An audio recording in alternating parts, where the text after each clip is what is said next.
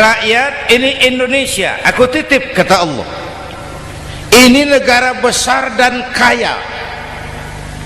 Titipan ini ditebus dengan keringat, air mata, darah, dan nyawa.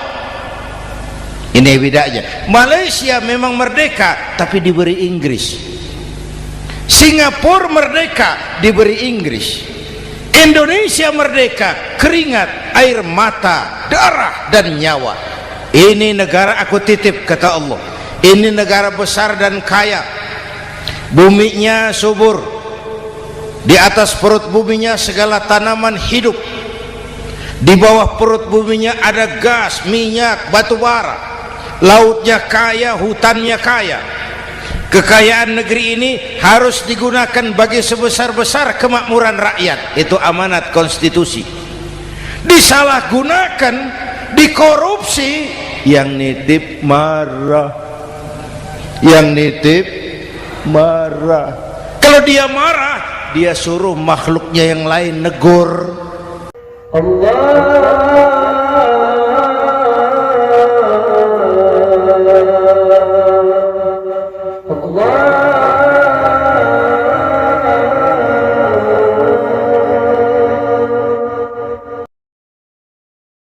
Assalamualaikum warahmatullahi wabarakatuh.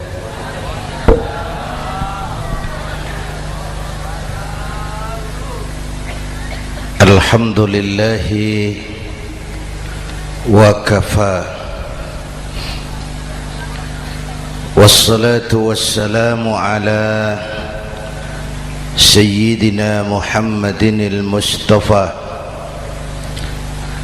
wa ala alihi wa ashabihi ahli sidki wal wafa, amma ba'du. Para ulama,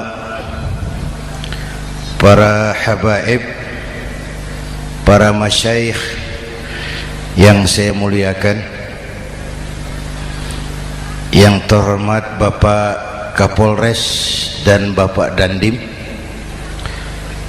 Sahibul Bait, segenap keluarga besar Pondok Pesantren Raudhatul Muta'allimin Al-Aziziyah, bapak-bapak, ibu-ibu, hadirin hadirat ma'asyiral muslimin yang saya cintai. Saya bersyukur dapat menghadiri haflah Maulidin Nabiil Karim, dan saya bangga dan terharu dengan keberadaan Pondok Pesantren Raudhatul Muta'allimin Al-Aziziyah ini. Sekarang ini banyak orang bisa memberi contoh, tapi sedikit orang bisa menjadi contoh. Memberi contoh itu mudah, tapi menjadi contoh itu yang sulit. Oleh karena itu, pada kesempatan ini kita ingin mengambil contoh bagaimana Rasul melaksanakan perjuangan. Apa modal utamanya? Saya sampaikan 3 sajalah, mudah-mudahan selesai 10 menit. Yang pertama, modal utama perjuangan baginda Rasul adalah akhlakul karimah. Memperbaiki akhlak dengan akhlak. Oleh karena itu,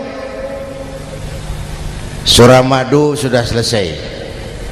Dari dan ke Madura jadi lebih mudah.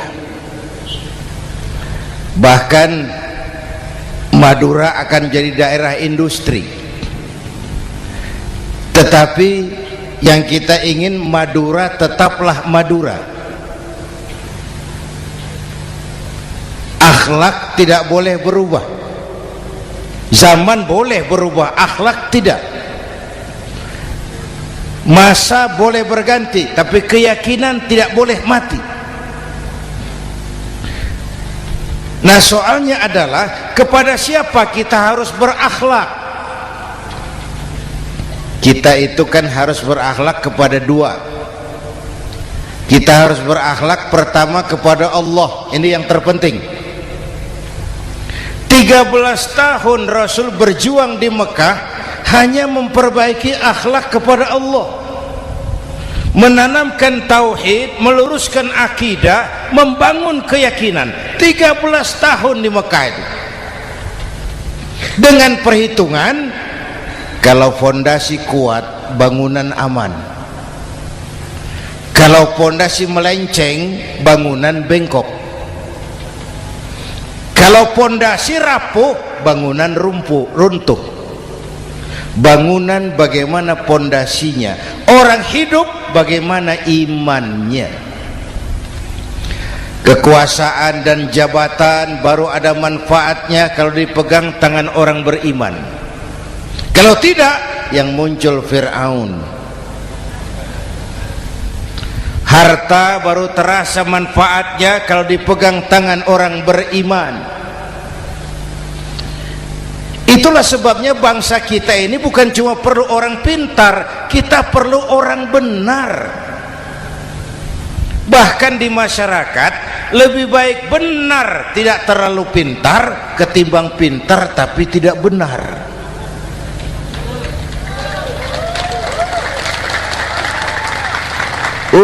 Kalau sudah pintar tidak benar, rusak rakyat itu Pak. Disuruh ngurus beras malah nimbun beras, ya.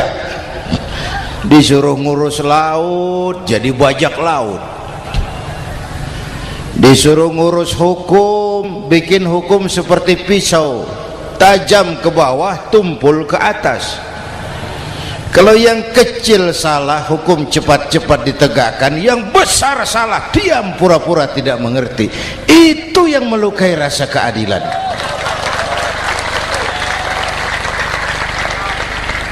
Mulai dari akhlak kepada Allah. Bagaimana cara berakhlak kepada Allah? Caranya dua. Pertama, jangan menyekutukannya dengan sesuatu pun. Yang kedua, jangan menyembah kecuali hanya kepadanya. Itu akhlak kepada Allah.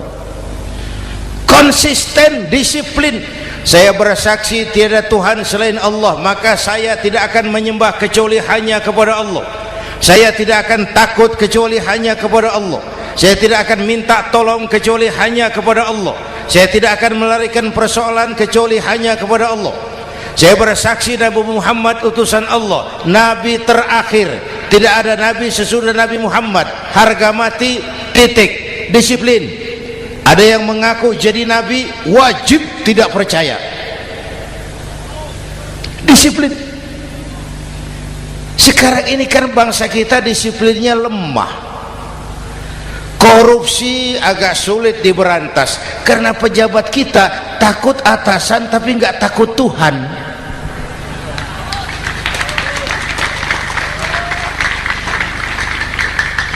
Itu sama dengan anak muda naik sepeda motor ngebut, lampu merah jalan terus, di stop sama polisi. Prit, iya Pak. Minggir, siap.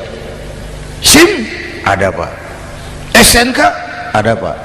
Tahu kau lampunya merah? Tahu Pak. Kenapa lewat terus? Saya nggak tahu, ada Bapak. Itu disiplin kita. Tenang bener jawabnya, kayak orang nggak salah gitu.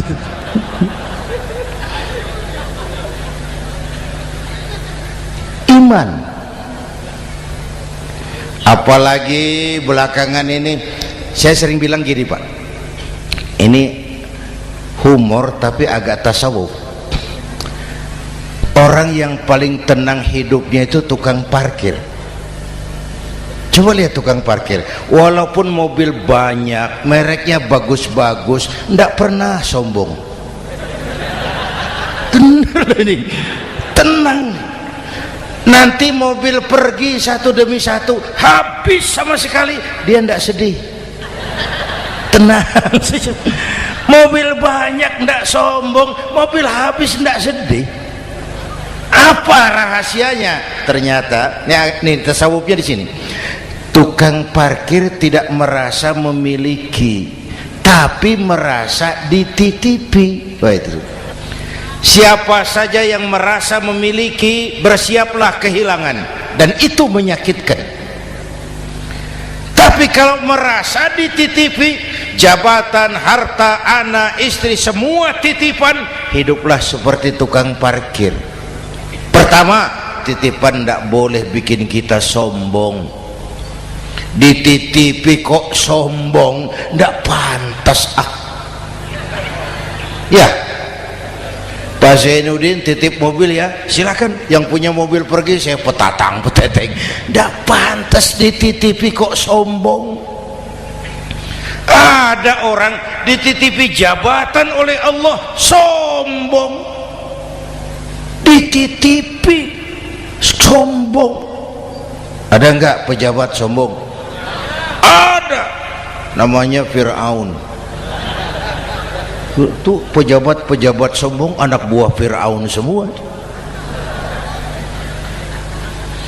Dititipi harta oleh Allah, jadi orang kaya sombong, sama tetangga ndak mau kenal, orang lain kecil semua, jalan ndak injak tanah, kuntilanak.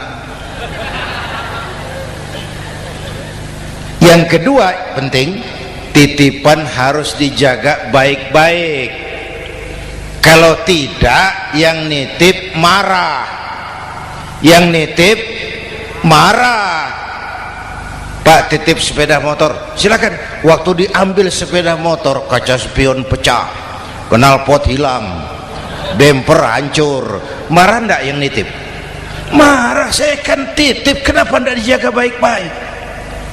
Dititipi harta oleh Allah, jadi orang kaya, supaya bangun pesantren, bela yatim, santuni yang lemah, pelitnya 17 setan.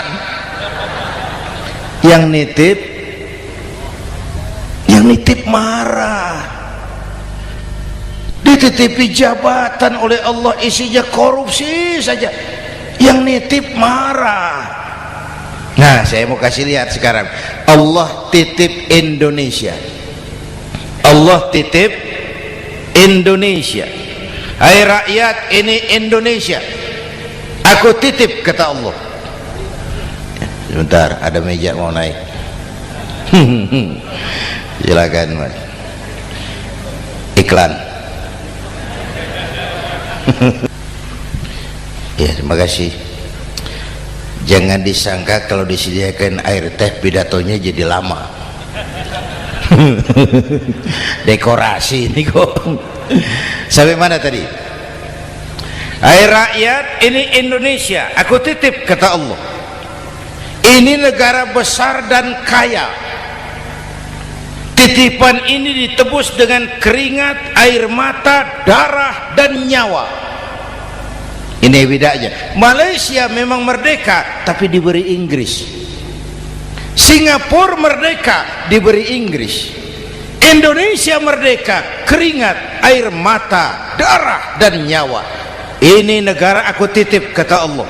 Ini negara besar dan kaya. Buminya subur. Di atas perut buminya segala tanaman hidup. Di bawah perut buminya ada gas, minyak, batu bara. Lautnya kaya, hutannya kaya. Kekayaan negeri ini harus digunakan bagi sebesar-besar kemakmuran rakyat. Itu amanat konstitusi. Disalahgunakan, dikorupsi, yang nitip marah. Yang nitip marah. Kalau dia marah, dia suruh makhluknya yang lain negur. Siapa? Merapi, Bromo, anak Krakatau. Itu Merapi demo, Pak. Kalau kita rakyat demo, anak buahnya Pak Danres turun. Tapi kalau Merapi demo, siapa yang mau ngatasi? Mbah Marijan. Selesai. Sekarang Mbah Marijan sudah kumpul sama Mbah Surip di alam barzah, dia sudah ketemu dia. Kata Mbah Surip, tenang Mbah Marijan, tak gendong, aman sudah. Aman sudah. Saya mau bilang Merapi itu makhluk, Krakatau itu makhluk, Bromo itu makhluk. Tidak mungkin makhluk bergerak dengan sendirinya, pastilah ada yang menggerakkan.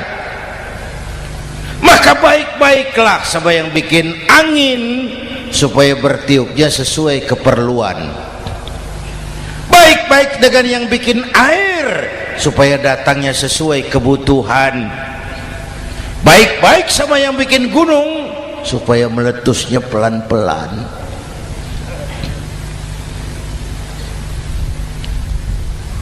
Bapak Ibu hadirin yang saya hormati, menjaga titipan, jangan menyembah kecuali hanya kepadanya, jangan menyekutukannya dengan sesuatu pun. Ayo saya ngobrol kita. Bapak Ibu hadirin yang hadir di sini ini, kita ini semua hamba Allah apa bukan? Hamba Allah. Kata siapa? Kata kita. Kalau kata kita namanya ngaku. Ngaku itu boleh dan murah. Apa diakui? Kita belum tahu. Ya, kan baru kata kita itu. Dan tidak otomatis kalau kita bilang saya ini hambamu ya Allah, lalu Allah jawab iya ya. Tidak, wong itu kan kata kita.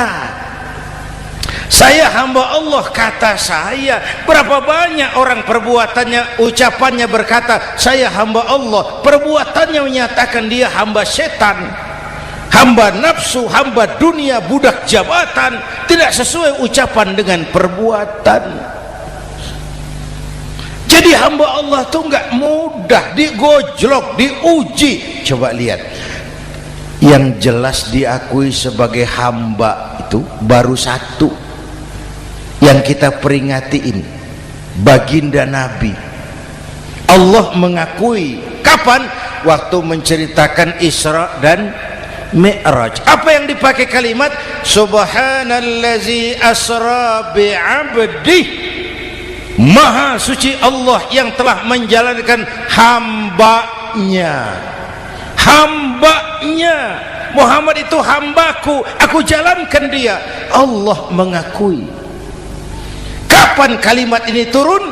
Setelah Nabi digojlok, ditempa, digembleng, diuji, difitnah, dicaci maki, dilontari kotoran unta, sahabat-sahabatnya dibantai. Lolos, Muhammad betul-betul hambaku. Ayo Isra Muhammad. Subhanallazi asra bi'abdi, hambaku.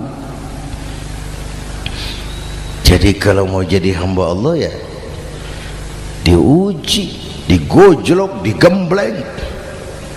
Nah, mari kita lihat kehambaan baginda Nabi. Orang yang paling bersih hatinya Rasulullah. Orang yang paling baik akhlaknya Rasulullah. Orang yang dosanya sudah mendapat jaminan ampun Rasulullah. Tapi Rasulullah kalau sholat malam bengkak kakinya karena rajin sujud. Hati bersih, akhlak terbaik, dosa sudah diampuni. Tapi kalau sholat malam kakinya bengkak karena rajin sujud. Saya tahu di sini juga banyak yang kakinya bengkak. Cuma urusannya apa, itu urusan masing-masing. Pada tingkat seperti itu Rasulullah, saya perlu Allah, saya perlu Allah, saya perlu Allah. Yang 100 tahun kita bangun selesai oleh gempa 3 menit. Ya, yang 100 tahun kita bangun ternyata selesai oleh gempa 3 menit. Kita perlu Allah, kita perlu Allah. Makanya musibah itu kan kalau menimpa orang baik-baik namanya ujian. Kalau menimpa orang setengah baik itu paru-paru yang bikin malaikat bingung. Sholat rajin, maksiat tekun, baca Quran mau, fitnah orang hobi, ngaji nyolong jalan terus. Untung di sini nggak ada yang begitu. Di Jakarta banyak, di sini insya Allah sama. Jakarta orang separuh-separuh seperti itu kalau dapat musibah itu namanya teguran, bukan ujian. Kenapa ditegur? Lalai. Nah, kalau orang jahat dapat musibah itu namanya persekot, uang muka tanda jadi. Kontannya nanti di akhirat. Kalau diuji bukan saja harus sabar tapi harus lulus. Kalau ditegur introspeksi, perbaiki yang kurang, kurangi yang memang berlebihan. Bertali-tali, bersambung-sambung musibah ini. Dan musibah kalau datang tidak pernah memilih, tidak pernah memilih. Bapak Ibu hadirin yang saya muliakan, jadi mari yang pertama jaga akhlak kita kepada Allah. Jangan menyekutukannya dengan sesuatu pun, jangan menyembah kecuali hanya kepadanya. Sekarang kan musim entertain, orang pandai membangun pencitraan, orang pinter bikin bungkusan. Sekarang ini kiai sama dukun tipis bedanya. Bener Pak, pemburu hantu pakai sorban, pakai gamis, nanti kiai pakai helm. Atribut sudah kacau sekarang ini, siapa pakai apa, siapa mau jadi apa ndak jelas. Sementara masyarakat kita memang agak kutil, kurang teliti, cepat heran, gampang kagum. Pernah terjadi suatu saat tabrakan di jalan, keras sekali, korban jatuh berlumur darah, dikerubungi orang banyak. Datang wartawan mau ambil gambar dari dekat, sulit, banyak sekali orang ngerubung. Dia cari akal, tolong saya dikasih jalan ke dekat korban. Orang menoleh semua. Saudara siapa? Saya bapaknya korban, katanya. Dia mengaku bapaknya korban. Ya orang minggir semua, minggir, ada bapaknya korban. Orang minggir semua, dia maju ke depan korban. Sampai di depan korban pucat mukanya itu wartawan. Kenapa? Yang ketabrak anak monyet, Pak. Dia sudah ngaku bapaknya korban.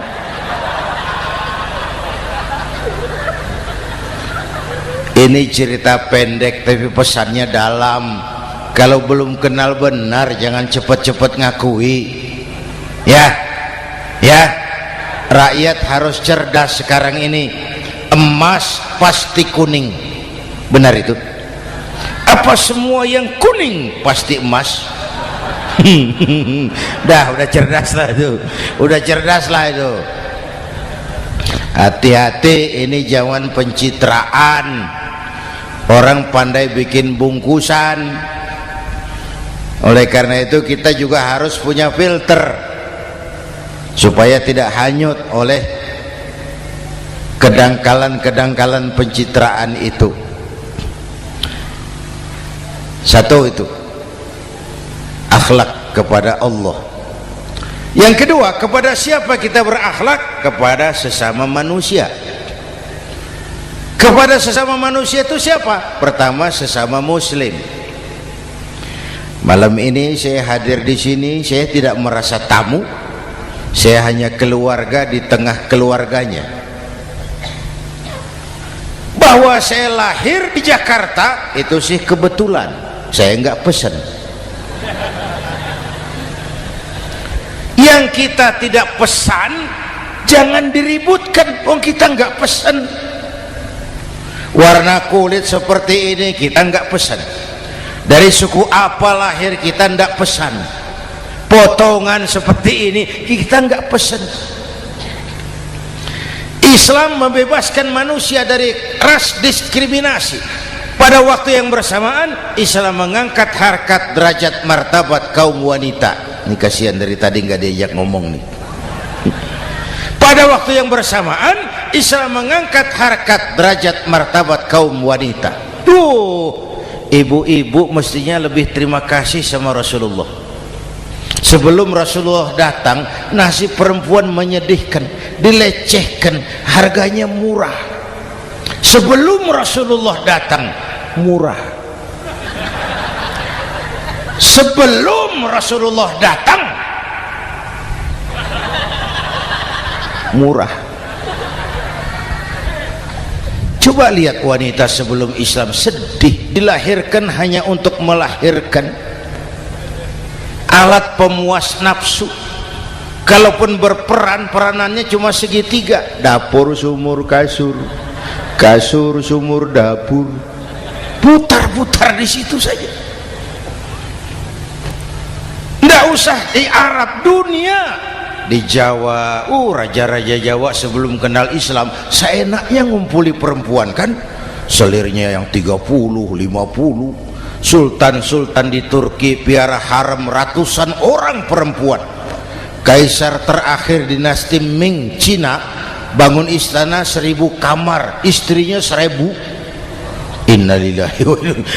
Itu saya coba pikir, raja kalau istrinya 1000, kapan pakai kolor itu raja?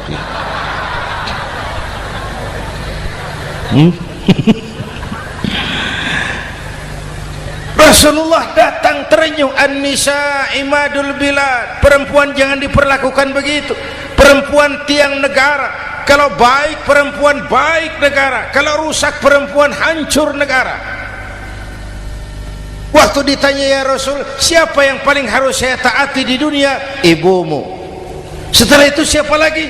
Ibumu. Setelah itu siapa lagi? Ibumu. Setelah itu siapa lagi? Bapakmu. Menghargai perempuan, ibumu, ibumu, ibumu, bapakmu. Ibu 3 kali disebut, bapak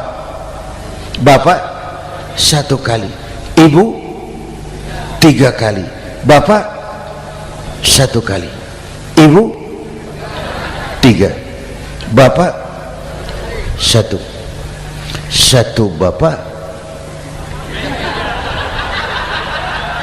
Gimana sih ngitungnya jadi kerok begini? Salah ngitungnya, salah.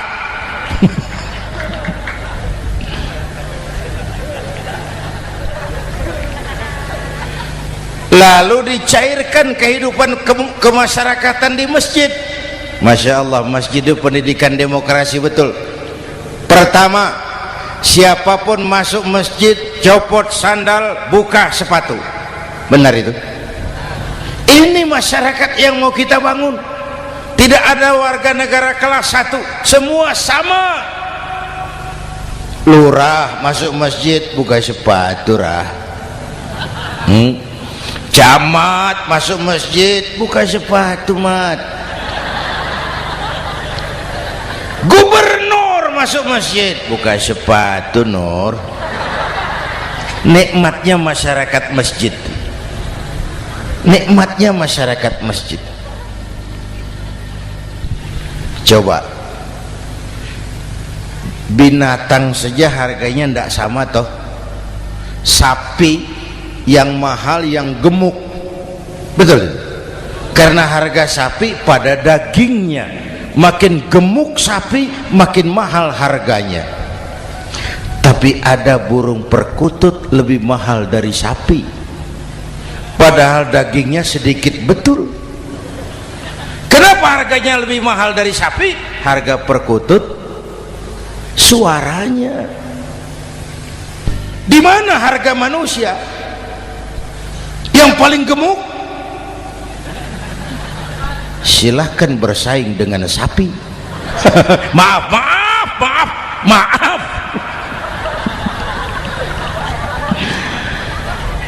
Inna akramakum indallah atqakum.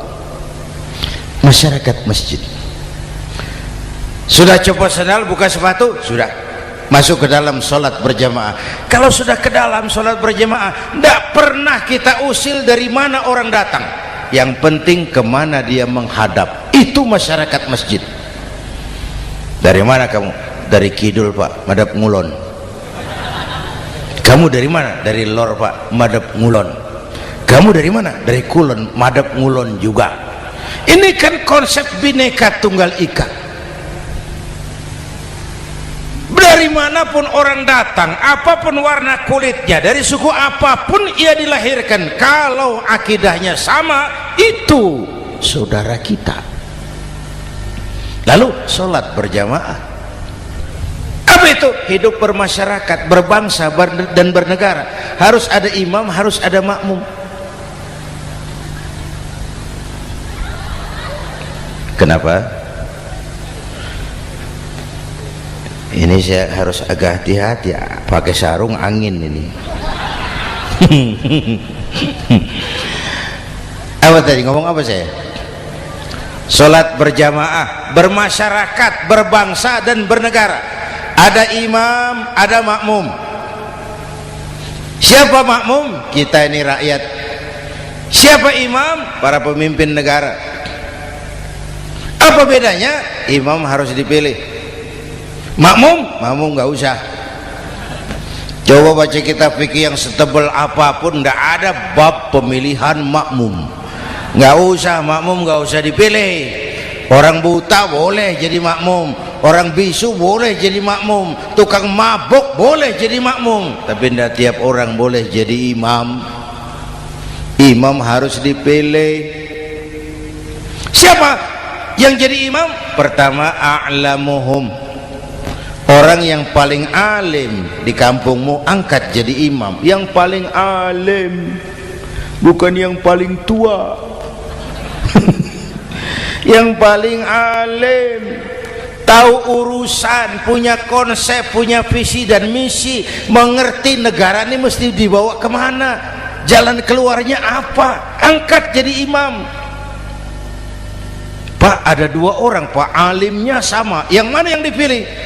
Kalau ada dua orang alimnya sama, kata Nabi, afsahuhum, yang lebih fasih lidahnya. Apa artinya fasih?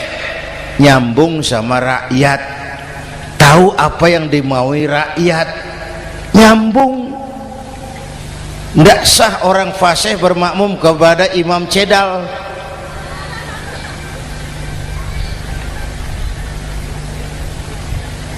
Kenapa Bu? Nyambung. Capek kalau punya imam nggak nyambung sama makmum.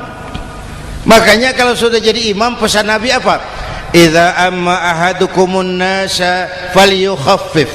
Kalau kamu jadi imam, ringankan sholat kamu, jangan terlalu panjang. Itu makmum tidak sama kekuatannya. Ada yang tua renta, diri saja sudah gemetar. Ada makmum yang punya darah tinggi, kalau sujud lama kepalanya sakit. Ada makmum yang sudah janji habis sholat mau terima uang. Jangan kalau sudah jadi imam di kota, sholat isya berjamaah, rakaat pertama selesai Fatihah, Yasin, bubar makmum itu. Jadi imam jangan terlalu lama, kayak Husni Mubarak tuh kelamaan jadi imam, 30 tahun, rakyat capek.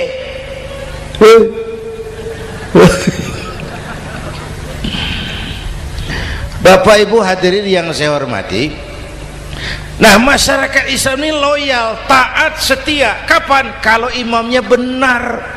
Imam takbir, makmum takbir, imam ruku', makmum ruku', imam i'tidal, makmum i'tidal, imam sujud, makmum sujud. Tapi masyarakat Islam tidak buta. Imam keliru, makmum wajib menegur. Ya, bagaimana negurnya? Mestinya ruku', imam sujud. Wah, keliru ini. subhanallah, kan gitu. Itu aturan main.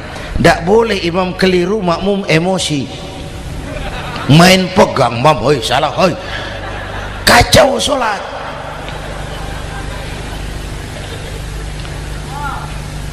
Imam buang angin,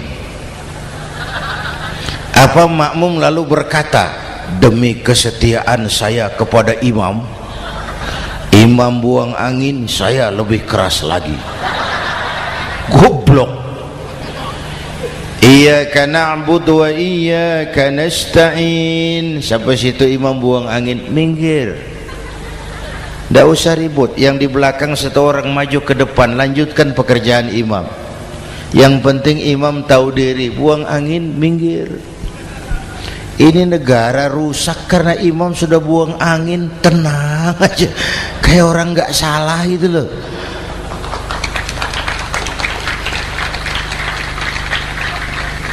Selesai sholat dikasih tahu, imam tadi buang angin ya sedikit. Apa kalau nggak sedikit lalu nggak rusak sholat itu? Nah, dalam berjaga akhlak kepada sesama, ayo kita jaga kesatuan, persatuan, kerukunan, kekompakan. Ini pesantren Raudhatul Muta'allimin Al-Aziziyah, ini aset kita. Keberadaannya, pengembangannya, kelangsungannya bukan sekedar tanggung jawab pengurusnya, tanggung jawab kita sesuai dengan bidang dan kemampuan masing-masing.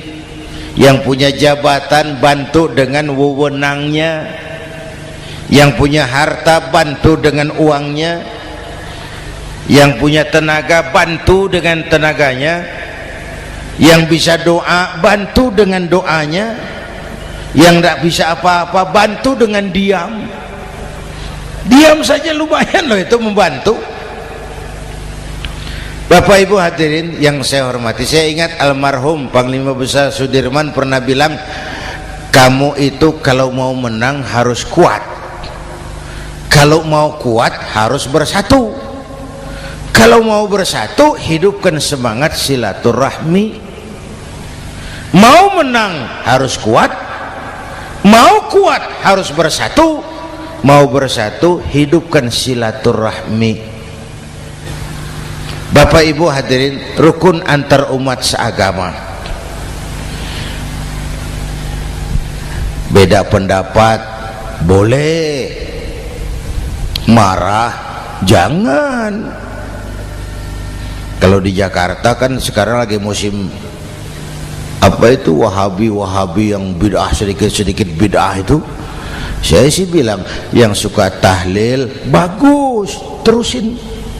Yang nggak suka tahlil nggak apa-apa, tapi jangan mencaci maki yang suka tahlil. Orang yang mabuk masih banyak kok yang tahlil dicaci maki. Kita ini seperti orang kurang kerjaan. Waktu guru saya Hadratul Mukarram Ki Haji Dr. Idham Khalid wafat, saya ajak orang baca Fatihah. Selesai, saya lagi duduk di belakang, seorang pengusaha nemui saya, Kiai, kenapa? Saya coba ingin kepastian. Apa? Orang yang sudah mati dibacakan Fatihah itu apa pahalanya sampai? Saya bilang gini, Mas, kamu kalau nggak percaya mati aja dulu. Saya bacain Fatihah, tunggu di sono. Kalau nggak nyampe balik lagi nggak apa-apa.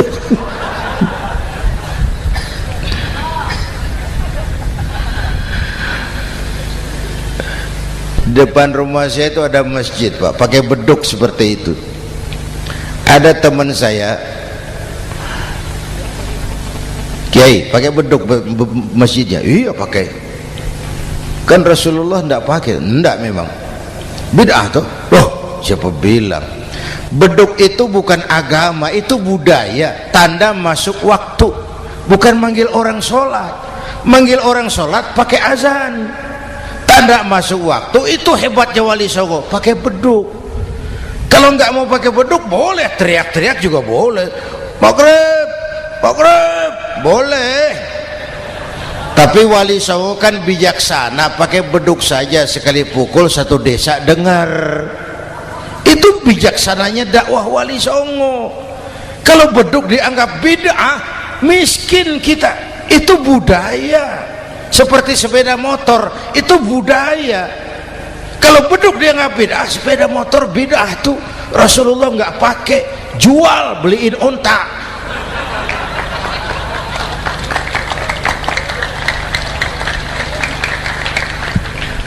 Ayo cari persamaan, jangan memperbesar perbedaan. Hormati pendapat orang kalau pendapat kita juga ingin dihormati. Kasus Ahmadiyah meledak lagi di Cikesik, Banten. Lalu pendekar-pendekar HAM menganggap itu tirani, mengganggu kebebasan beragama. Dia lupa bahwa Ahmadiyah masalahnya bukan kebebasan beragama, tapi penodaan terhadap agama. Kalau kebebasan beragama sih umat Islam welcome. Orang mau Hindu, mau Buddha, mau Kristen bebas memilih agamanya masing-masing. Tapi ini kan Ahmadiyah lain, ngakunya Islam tapi ada nabi lagi sesudah Nabi Muhammad, namanya Mirza Ghulam Ahmad, asal dari India. Saudara hadirin yang saya hormati, ini yang prinsip penodaan terhadap agama. Kalau nggak ngaku Islam nggak masalah. Supaya mau aman caranya cuma dua, Ahmadiyah jadi agama sendiri, karena Malaysia sudah melarang, Brunei sudah, Rabitoh Alam Islami menyatakan aliran sesat, Saudi Arabia melarang pengikut Ahmadiyah pergi bikin haji, udah dianggap non muslim. Cuma memang pemerintah kita nggak tegas. Kalau dari dulu dinyatakan dilarang, nggak akan ada lagi kasus-kasus seperti itu.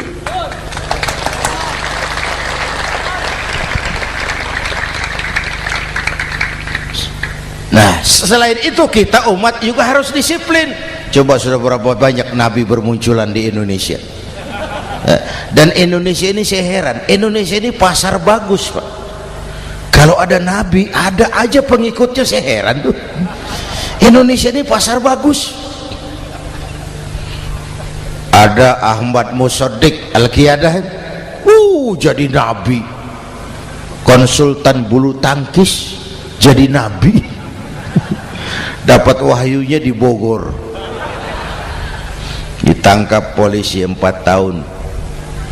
Muncul lagi di Bandung, namanya Sayuti, tukang cukur, ngaku dapat wahyu jadi nabi, ditangkap polisi lagi 2 tahun. Di Malang Ustadz Roy, ya sebenarnya petinju, dia masuk Islam, mu'alaf, belajar Islam tidak pakai guru, diutak-atik ayat Quran. Sholat kita harus mengerti artinya, maka sholat boleh pakai bahasa masing-masing. Ramai masjid. 2 tahun penjara. Di Jakarta muncul lagi Lia Edan, ngaku Jibril, ditangkap juga oleh polisi. Kita salut sama polisi kita lah, bukan cuma teroris, Jibril ditangkap Pak Kapolres. Saya bilang sama teman-teman polisi, untung dia ngaku Jibril, Pak. Coba kalau dia ngaku Israel, lebih gawat itu.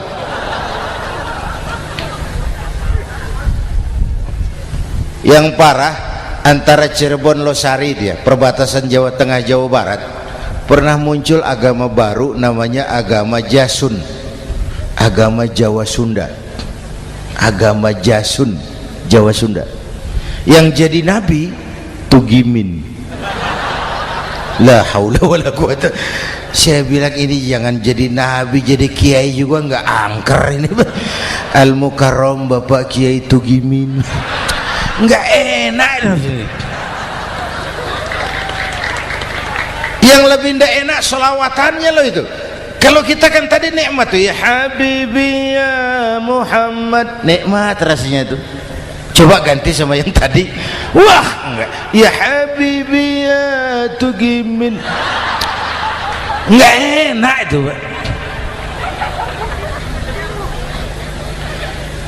Jadi umat Islam itu sangat menghormati orang lain agama.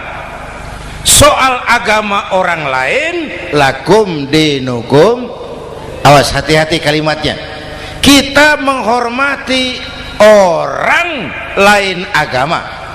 Soal agama orang lain, lakum dinukum, kita memang yakin cuma Islam agama yang benar, tapi bukan berarti kita boleh menghina agama orang lain. Kenapa? Kalau agama kita yang dihina, kita kan sakit hati. Orang lain sama dong. Itu sebabnya Allah berpesan, jangan kau caci maki Tuhan mereka, karena mereka akan balas mencaci maki Tuhanmu. Dan itu artinya mencaci maki aku, kata Allah. Jelas ini? Jelas? Justru karena umat Islam mayoritas di Indonesia, maka kerukunan antar umat beragama terjaga dengan baik.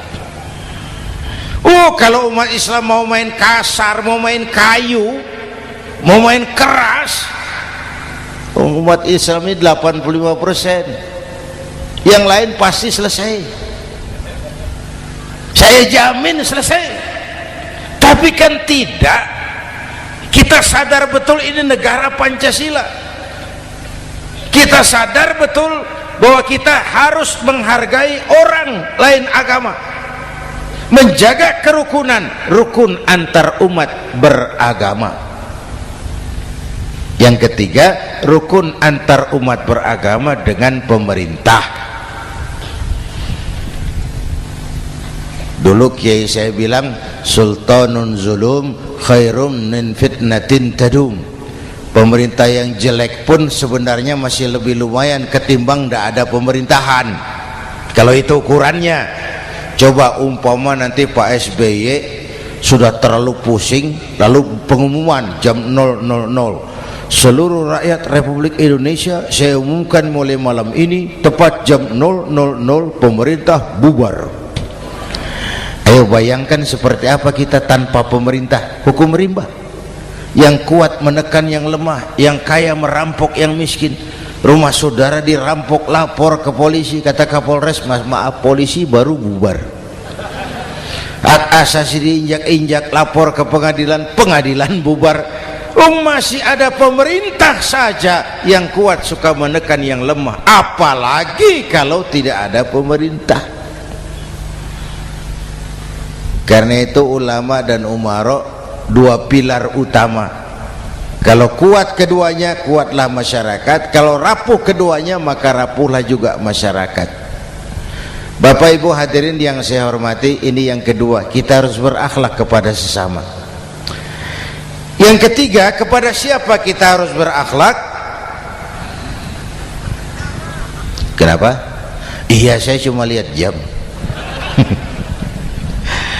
Yang ketiga, kepada siapa kita harus berakhlak? Kita ini harus berakhlak kepada makhluk Allah yang lain di luar manusia. Kepada air kita harus berakhlak loh Pak. Saya dulu remaja ngaji fikih, kiai ngajar makruh buang air kecil di tanah yang berlubang. Saya protes, kenapa makruh kiai? Pertama, untuk kesehatan. Siapa tahu di lubang yang kau kencingi ada gas beracun. Kalau tidak kiai, kalau tidak maka artinya kau harus melindungi binatang yang ada di dalam lubang. Siapa tahu di lubang yang kamu kencingi ada semut sedang rapat membahas masalah Mesir. Apa dosanya lalu mati dikencingi? Ini namanya rahmatan li semut. Bapak Ibu hadirin yang saya hormati, ada hadis sederhana, fa iza zabahtum fa ahsinu zibhata. Kalau kamu menyembelih hewan, sembelihlah dengan cara yang terbaik. Jangan nyembelih ayam pakai pisau tumpul, itu namanya tidak berperi kebinatangan. Kepada ayam kita berakhlak, kepada pohon kita berakhlak, kepada air kita berakhlak. Kenapa sekarang alam tidak seramah dulu? Karena kita juga tidak ramah kepada alam. Kenapa sering terjadi banjir? Karena tempat air kita kurangi. Dia bingung mau ke mana. Air nggak punya tempat. akhirnya masuk ke rumah kita juga, masuk dalam zoharul fasadu wal bil barri wal bahri bima kasabat aydin nas, karena kita tidak berakhlak kepada lingkungan. Bapak Ibu hadirin yang saya hormati, jadi itu yang pertama, modal utama perjuangannya akhlakul karimah. Mau sukses, utamakan akhlak. Industrialisasi boleh terjadi di Madura, jalan berhotmik licin, oke, listrik masuk desa, alhamdulillah, tapi akhlak jangan berubah, akidah jangan goyah.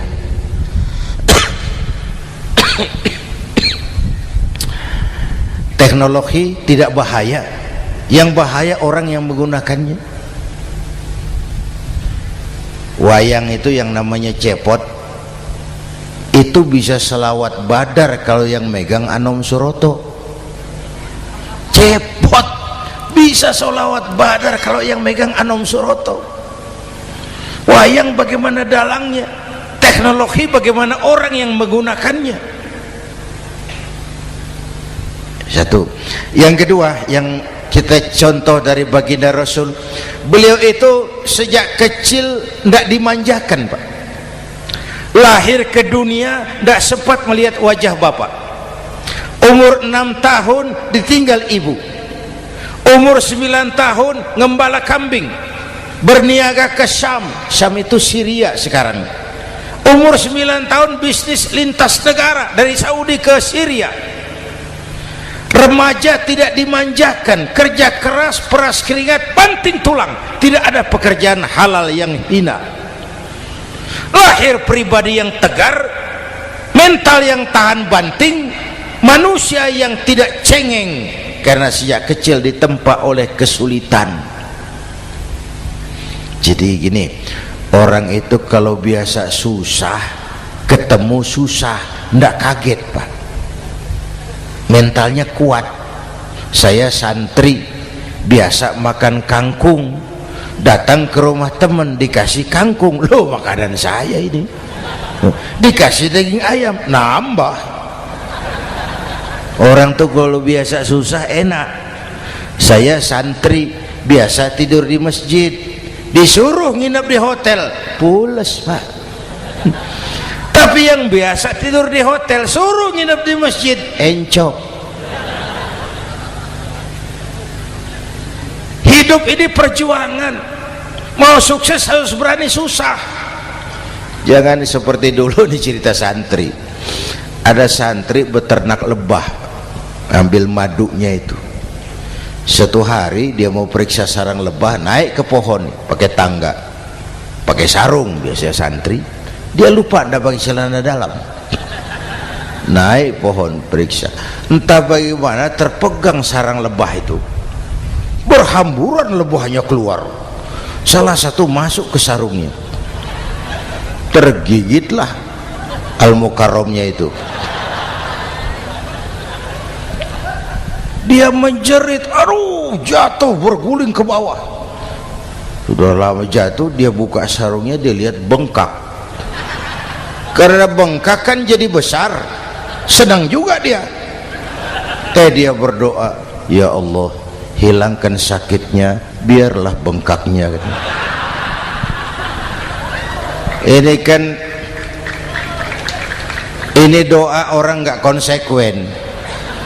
Bengkak dan sakit itu paket. Mau bengkak ya harus berani sakit. Masa sakitnya bengkaknya mau, sakitnya nggak mau. Itu satu itu. Yang kedua, kita ini sering kalau punya cita-cita sering seperti rapat tikus. Satu hari sekelompok tikus rapat paripurna tikus untuk mengantisipasi bahaya kucing. Bagaimana supaya kucing itu jangan lagi mengganggu kita. Akhirnya ada yang mengusulkan begini, bagaimana kalau di leher kucing kita gantungkan lonceng, supaya kalau dia datang dari jauh suaranya sudah kedengaran dan kita bisa lari menyelamatkan diri. Wah, cerdas dia. Setuju. Setuju semua. Setuju. Bagus. Nah, oke. Waktu pembicaraan dilanjutkan, tikus mana yang mau menggantungkan lonceng ke leher kucing? Rapat bubar. Setuju, akur. Iya. Waktu kerja selesai. Bapak Ibu hadirin yang saya hormati, terutama anak-anak saya, para santri, remaja, pemuda. Hidup ini persaingan. Bapakmu tamat SD nak, kau sarjana. Bapakmu cuma jadi RT nak, kau camat. Bapakmu tukang tambal ban, kau harus punya pabrik ban. Anak saya pertama dulu, saya titip mondok di Tebu Ireng. Tahun pertama pulang saya kontrol, sini kau, apa hasilmu setahun di pesantren? Dia sodorkan saya sebuah piagam penghargaan juara lomba pidato di pondoknya. Saya heran, ini anak di rumah jarang ngomong, kok bisa jadi juara pidato? Saya tanya, kamu bisa pidato, apa yang dipidatoin? Dia bilang, kan kaset ayah dihafalin begitu. Ya saya ketawa juga, waktu itu dia masih anak-anak. Baiklah, tapi apa cita-citamu? Saya kepengen seperti ayah. Wah, kau ini salah. Kalau aku ayahmu di matamu, menurutmu hebat, mestinya kau 10, 100, 1000 kali lebih hebat dari orang-orang yang kau anggap hebat, karena tantanganmu akan lebih berat dari tantangan yang aku hadapi sekarang. Kalau kau sama dengan aku, kau ditinggalkan zaman karena kau tidak mampu menjawab tantangan zamanmu. Bapak Ibu hadirin yang saya hormati, persaingan tajam, tantangan makin berat. Oleh karena itu diperlukan semangat yang dicontohkan Nabi. Kerja keras, peras keringat, banting tulang. Tidak ada pekerjaan halal yang hina. Sejak kecil ditempa oleh kesulitan. Asal jangan seperti saya tadi ngobrol sama teman-teman, sekarang ini di negara kita banyak politisi miskin negarawan. Pejabat-pejabat kadang-kadang kalau ngelihat rakyat tuh komentarnya nggak berpihak kepada rakyat. Saya ingat waktu Mentawai dihantam gempa, Nias hancur, infrastruktur hancur, rumah rakyat luluh lantak. Ketua DPR Pak Marzuki Ali bilang, bagaimana itu rakyat? Ya itu resikonya punya rumah di pinggir laut. Waduh, ini bukan komentar pemimpin, rakyat lagi susah kok dibilang kayak gitu. Saya prihatin dengan ucapan kayak gitu. Waktu cabai 100.000, di sini berapa sekarang? Sama ya. Waktu cabai mahal, ada pejabat bilang, rakyat suruh nanam cabai aja di halaman rumahnya. Ini kan nggak solutif dan nggak cerdas. Cabai naik, rakyat suruh nanam cabai. Nanti beras naik, rakyat suruh nanam padi. Yang saya khawatir kalau telur mahal, apa rakyat suruh bertelur gitu? Ini kan nggak cerdas dan nggak solutif. Bapak Ibu hadirin yang saya hormati, apalagi tadi sudah saya bilang di awal, kita ini bangsa yang ditempa oleh kesulitan. Mau merdeka saja dengan keringat, air mata, darah dan nyawa. Kita tidak boleh cengeng menghadapi kesulitan ini. Tegar, tahan uji, tahan banting, dan seterusnya. Itu hal yang kedua. Yang ketiga, terakhir, Rasulullah itu sosok yang ibadahnya luar biasa. Tadi sudah saya jelaskan sebagian. Ibadahnya luar biasa. Ayo kita bantu keamanan negeri kita ini. Dengan apa? Istighfar.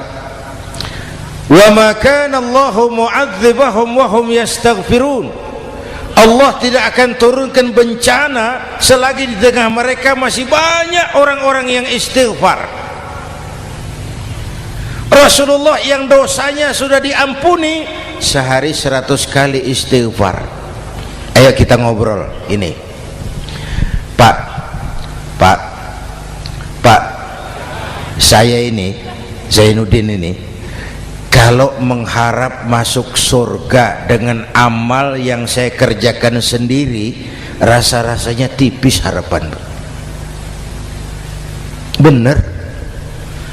Sholat saya berapa banyak saya tahu, sedekah saya berapa duit saya tahu, dosa saya berapa banyak saya tahu. Lalu saya baca sejarah, Nabi Adam dosanya 1, makan buah khuldi, dikeluarkan dari surga. Nabi Adam dosanya 1, dikeluarin. Kita dosanya banyak, kepengen masuk. Ini enggak nyambung ini. Nabi Adam dosanya 1, dikeluarin dari surga. Kita dosanya banyak, kepengen masuk. Enggak nyambung. Apa yang bikin saya besar hati? Apa yang bikin saya optimis? Ada 2, Pak. Pertama yang disebut rahmat Allah, yang kedua disebut syafaat Rasulullah. 2 itu, Pak. Oh, kalau kita ini insya Allah nanti sampai ke surga, amin, amin. Kalau kita ini sampai ke surga, Pak, saya jamin itu bukan karena amal kita, itu karena rahmatnya Allah. Ndaklah seberapa banyak sih amalan kita mau menggapai surga. Kalau bukan karena rahmatnya Allah, sulit sampai ke sana. Manusia, dosamu besar, tapi lihat rahmatku lebih besar. Manusia, salahmu banyak, tapi ampunanku lebih banyak. Kau nangis di hadapanku, aku senyum melihatmu. Kau berjalan menujuku, aku berlari menyambutmu. Istighfarnya sehari 100. Lalu ada hadis qudsi, inni la ahammu bi'adzabi ibadi. Kadang-kadang aku pengen turunkan azab, bencana kepada manusia, tapi ketika aku melihat 3 perkara, murkaku surut, bencana aku tarik kembali. Coba perhatikan hadis qudsi ini. Allah mau marah hendak jadi, bencana ditarik, musibah diangkat. Kenapa? Ada yang meredam murka Allah. Allah enggak jadi marah. Siapa? Pertama, suyukhan rukka. Aku lihat orang-orang tua tengah malam sujud sambil berlinang air mata, nangis di hadapan Allah. Itu kita hutang jasa loh, Pak, sama orang-orang yang tengah malam sujud nangis di hadapan Allah. Lihat yang begitu Allah tidak jadi marah.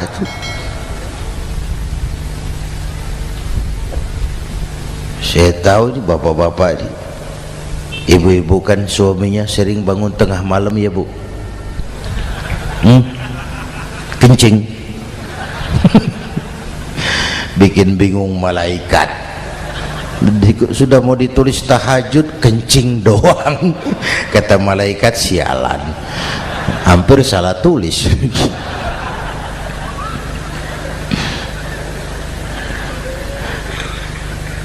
Aku lihat orang tua tengah malam sujud sambil berlinang air mata. Lalu aku lihat bayi-bayi tanpa dosa masih menyusu, sibyanan rudda. Bayi-bayi tanpa dosa masih menyusu, suci bersih, belum ternoda. Wa bahaiman rutta. Dan aku lihat binatang ternak melata mencari makan, kambing mudah cari rumput. Alam terjaga keasriannya. Bagaimana bencana nggak mau nambah? Kita mengamalkan hadisnya juga terbalik. Yang diminta itu orang tua tengah malam sujud, bayi tanpa dosa nyusu. Sekarang bayi tanpa dosa dibuang ke tempat sampah gara-gara orang tua tengah malam nyusu. Terbalik namanya. Yang diminta itu orang tua tengah malam sujud, bayi tanpa dosa nyusu. Ini bayi tanpa dosa dibuang ke tempat sampah gara-gara orang tua tengah malam.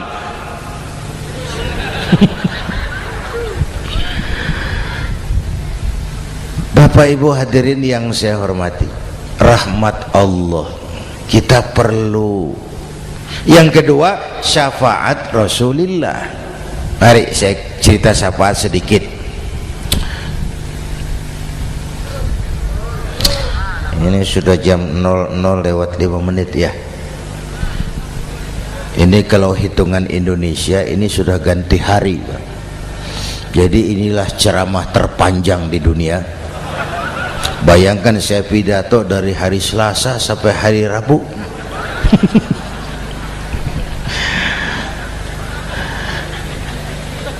Syafaat. Agak saya singkat ceritanya. Nanti itu Pak, setelah alam ini hancur sehancur-hancurnya, bumi gempa, gunung meletus, air laut tumpah ke darat, halilintar menyambar, planet-planet bertabrakan, semua yang hidup mati bareng tanpa persiapan, termasuk malaikat. Malaikat mati, yang tinggal cuma Allah sendirian. Yang lain hancur semua, tinggal Allah sendirian.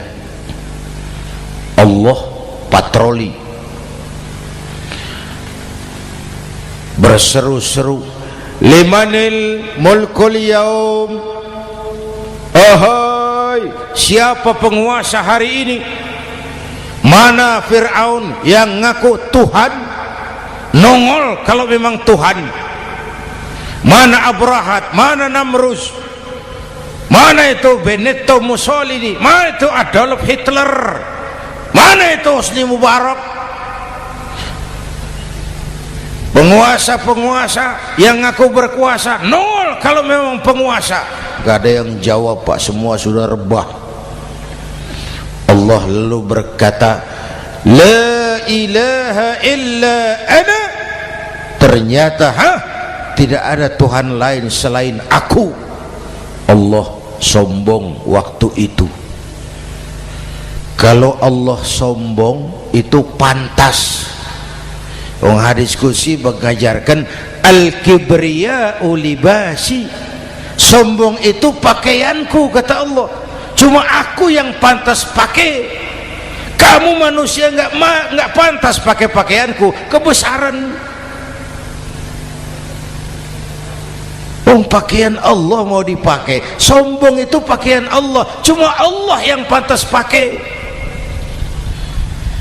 Nanti itu yang pertama dihidupkan bukan kita, malaikat dihidupkan lebih dulu. Tiupan pertama, malaikat hidup semua. Diatur panitia akhirat. Yang nyambut tamu siapa, yang pimpin marawis siapa.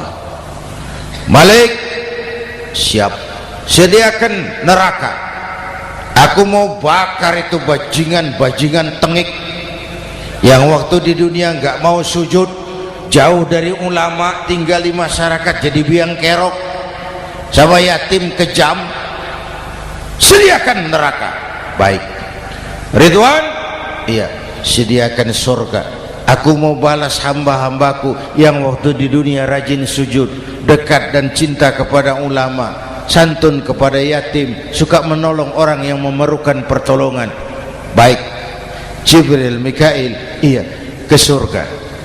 Untuk apa ya Rabb? Ambil kendaraan bernama Buraq, turun ke alam, cari di mana kubur kekasihku Muhammad, bangunkan dari kuburnya, bawa ke surga. Turun Jibril dan Mikail, cari kubur Nabi.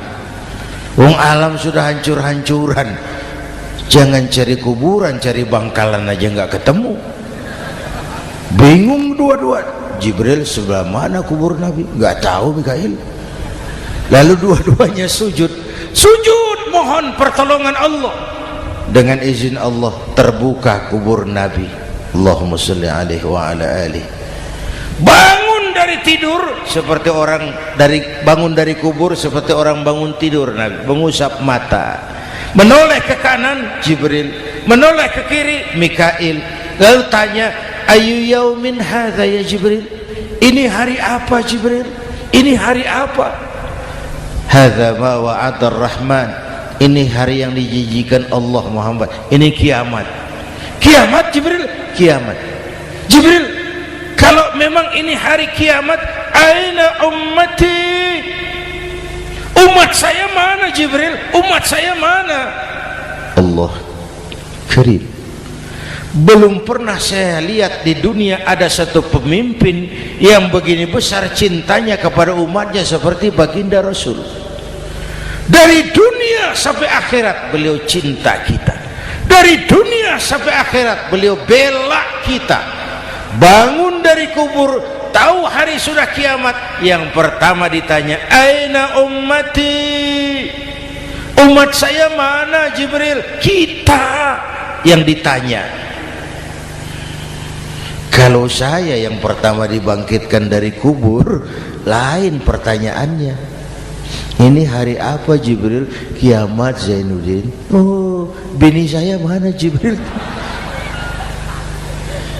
Nabi enggak tanya Khadijah wala Fatimah wala Aisyah, aina ummati? Umat saya mana Jibril? Umatmu? Iya, kau manusia pertama yang dibangunkan dari kubur. Yang lain masih dikubur. Oh, lalu kita ke surga Muhammad. Perintah Allah, perintah Allah. Sampai di surga seperti orang tidak betah Nabi itu, resah, gelisah, mondar mandir, mukanya murung. Yang punya surga kan negur, Muhammad, labbaik ya Rabb. Tidak enak di surga ya? Enak. Kok kamu seperti orang nggak kerasan gitu loh, resah, gelisah? Kenapa? Saya teringat umat saya ya Allah. Umat saya bagaimana nasibnya? Iya, saya sudah enak di DPR. Salah. Saya sudah enak di surga. Gaji cukup, kursi empuk, dapat mobil dinas. Umat saya yang waktu kampanye kepanasan itu gimana nasibnya?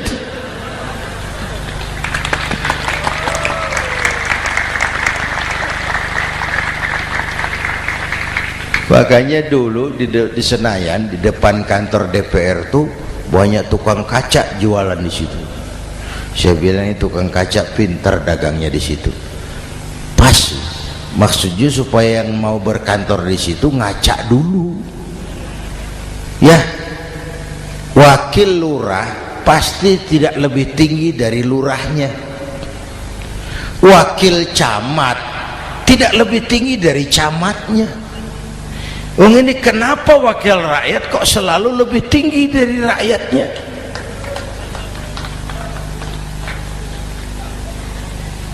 Kan yang memberikan mandat kita rakyat. Kemerdekaan bertujuan mengantarkan rakyat ke gerbang kesejahteraan, lalu rakyat mempercayai tugas itu kepada pemerintah dan wakilnya di DPR. Saya percayakan kamu mengantarkan rakyat ke gerbang kesejahteraan. Itu amanat Undang-Undang Dasar. Biasanya yang diantarkan sampainya lebih dulu biasanya. Yang diantar sampai lebih dulu, yang mengantar nyusul, namanya ngantar belakangan. Ini lebih cepat wakil rakyatnya makmur daripada rakyatnya. Yang mau ngantar makmurnya lebih dulu dari yang mau diantar. Yang diantar kelelerahan di jalanan, yang mengantar udah sampai. Jadi bagaimana Muhammad? Saya minta izin mau keluar, tengok saya punya umat. Oke, saya potong ceritanya. Saat manusia dibangkitkan dari kuburnya masing-masing, Masya Allah, Masya Allah, saya nggak sanggup bayangkan jumlah manusia yang hidup di muka bumi sekarang kan 6 miliar. Cina berdua, India 2,5 miliar. Cina 1,5 miliar, India 1 miliar rakyatnya.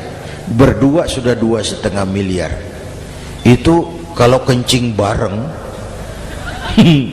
banjir besar.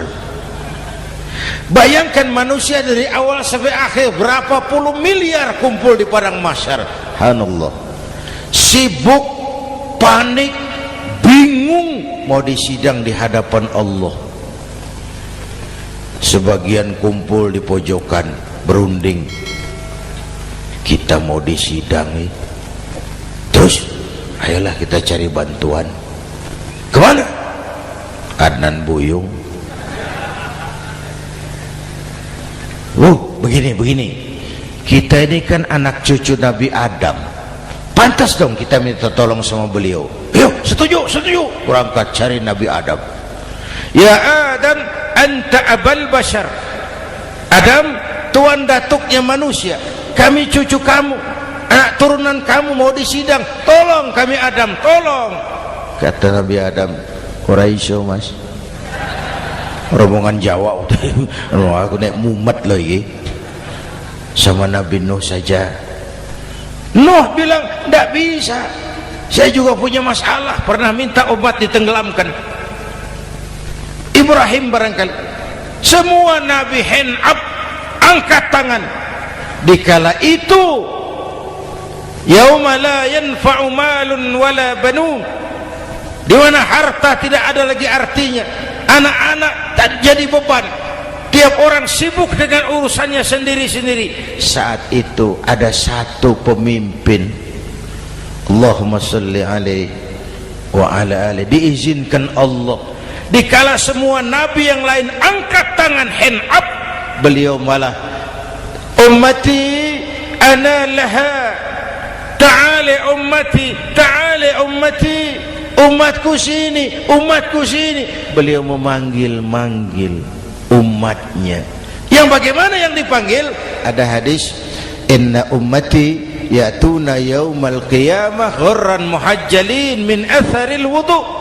Umatku besok di akhirat datang menghadap Allah dengan muka bersinar-sinar karena sering wudu. Sering wudu kan sering sujud, masa cuma wudu tapi enggak sujud? Itu nanti ndak usah mengaku Rasul yang panggil, sini umatku, tapi kalau muka enggak pernah wudu, enggak pernah sujud, merangkak di depan Nabi, saya umatmu ya Rasul. Kata Nabi, umat saya enggak ada yang kumbal gini. Dikala itu beliau berkenan memberikan syafaat. Syafaat itu saudara-saudara, saya pakai sarung, sobek sedikit, syafaat itu nambeli, itu loh. Sholat saya kurang sedikit, sedekah saya campur riak sedikit, puasa saya tidak ikhlas sedikit, ditutup dengan syafaat. Saya mau dagang, perlu modal 20 juta, saya punya uang 15 juta, yang 5 juta syafaat. Jadi harus ada modal. Kalau sholat tidak pernah, sedekah tidak pernah, lalu syafaatnya dari mana? Yang dapat tambelan itu yang punya sarung bolong, punya sarung sobek, ditambal dengan syafaat. Lah kalau tidak ada sarung, apa yang mau ditambal? Ya, nah mudah-mudahan kita semua mendapat rahmat Allah dan mendapat syafaatnya Rasulullah Sallallahu Alaihi Wasallam. Bapak Ibu hadirin, sudah 7:30 lewat 4 jam. Saya pun kangen, tapi hari sudah larut. Insya Allah lain kesempatan kita jumpa lagi. Terima kasih kepada Al-Mukarramun, para ulama, para habaib, pengasuh pesantren Raudhatul Muta'allimin Al-Aziziyah, dan semua yang hadir. Mudah-mudahan yang saya sampaikan ada manfaatnya. Usikum wa iyaya bitaqwallah. Aqulu qawli hadza fa astaghfirullahal azim li wa lakum. Wassalamu alaikum warahmatullahi wabarakatuh. Allah